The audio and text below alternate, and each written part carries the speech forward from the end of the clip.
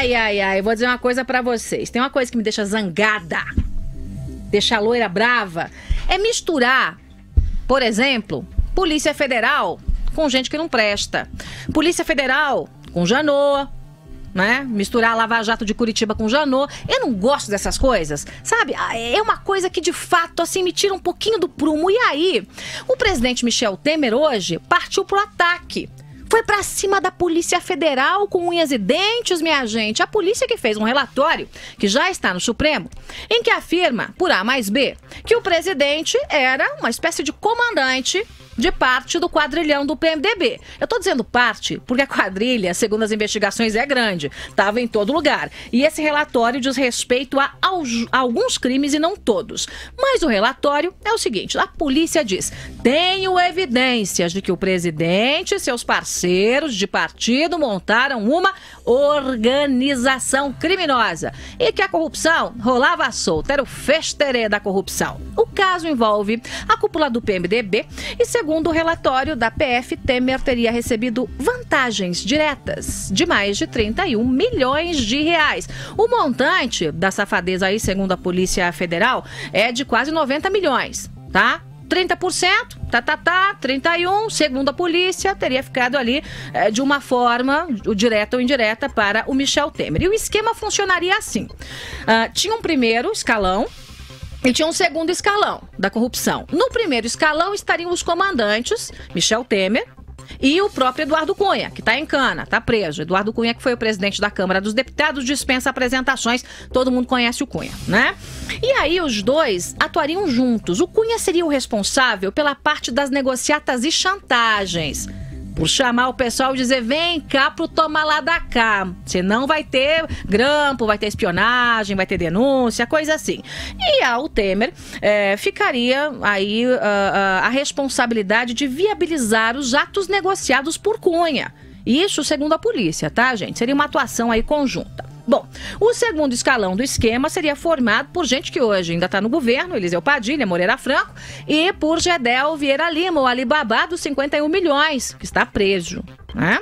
Bom, para embasar os relatórios, a polícia fez cruzamentos de delações. Pegou as delações do Lúcio Funaro, Odebrecht, a turma da JF, também pegou lá o celular do Eduardo Cunha e um monte de mensagem lá no celular do Cunha e cruzou uma coisa com a outra com a uma e pronto, chegou ali nesse relatório que foi enviado para o Supremo.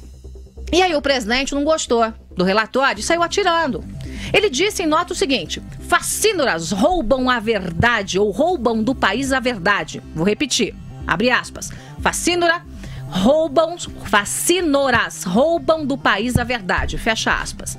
E aí, presidente, eu quero te perguntar o seguinte: o senhor está falando como quem? Como o presidente da República, em nome do Palácio do Planalto, em nome do povo brasileiro?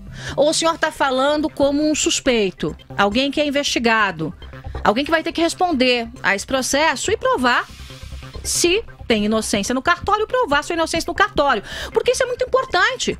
É importante a gente saber se o presidente da República está atacando a Polícia Federal. Porque o presidente da República, em última instância, é chefe da Polícia Federal ou não?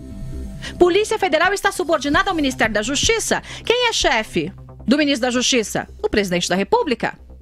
Então é como presidente que a Polícia Federal está sendo atacada? É pelo presidente ou é pelo suspeito investigado? Aí a coisa muda de figura. Então, Michel Temer precisa se posicionar. Eu estou me defendendo e atacando a polícia como suspeito e não como presidente da República. Ou não, presidente? Ou é simplesmente para dar uma intimidada? Acho que não vai funcionar. A polícia não vai funcionar, não.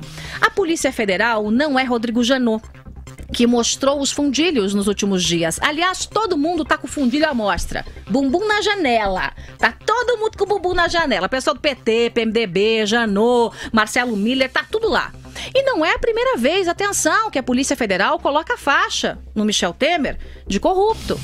É preciso explicar, comprovar a inocência, se é que há alguma inocência nessa história.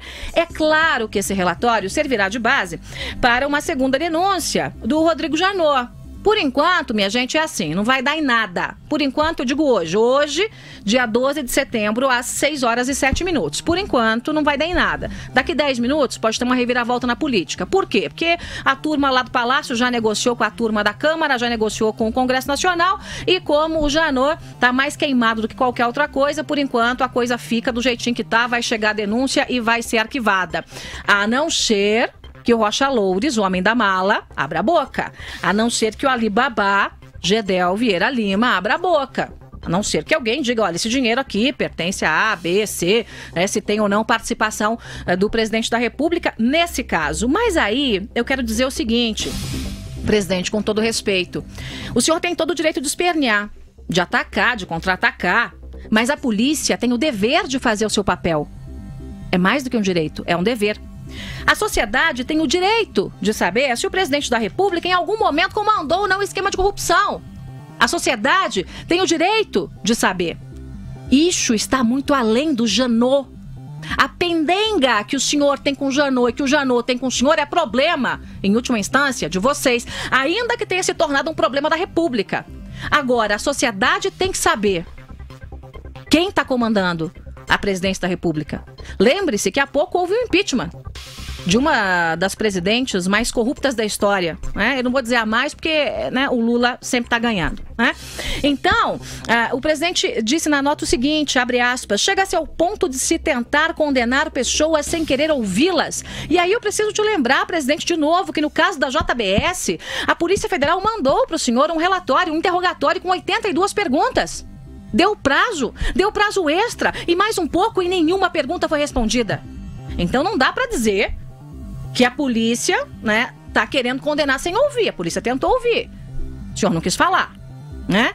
Para o senhor, com essa autorização do Supremo, chegou esse relatório gigantesco, essas perguntas todas. Então quem são os facínoras que roubam a verdade, presidente? Os brasileiros querem saber. Não falar, atacar a Polícia Federal, comprar votos na Câmara dos Deputados para evitar uma denúncia, isso também é roubar a verdade? Eu pergunto para vocês. Vamos em frente. Com ou sem chororô, o ministro Luiz Roberto Barroso, do STF, determinou hoje a abertura de um inquérito para investigar Temer por suspeita de corrupção e lavagem de dinheiro na edição daquele decreto dos portos. No texto, Barroso escreve que, abre aspas, os elementos colhidos revelam que Rodrigo Rocha Loures, homem sabidamente de confiança do presidente da República, menciona pessoas que poderiam ser intermediárias de repasses ilícitos para o próprio presidente em troca da edição do ato normativo para a empresa, no caso a Rodrimar. Barroso também está roubando a verdade, presidente? Também é um facínora? Diz para mim. Todos são iguais perante a lei. Senhor Michel Temer, senhor Rodrigo Janot, senhor Marcelo Miller. Todos são iguais perante a lei. Inclusive o presidente da República, inclusive o procurador-geral da República, inclusive os bandidos da JBS, Ricardo Saldi e Joesley Batista. O choro é livre, pode espernear à vontade, mas a inocência precisa ser provada. A pergunta que precisa ser respondida é muito, mas muito simples. Quem meteu a mão na grana?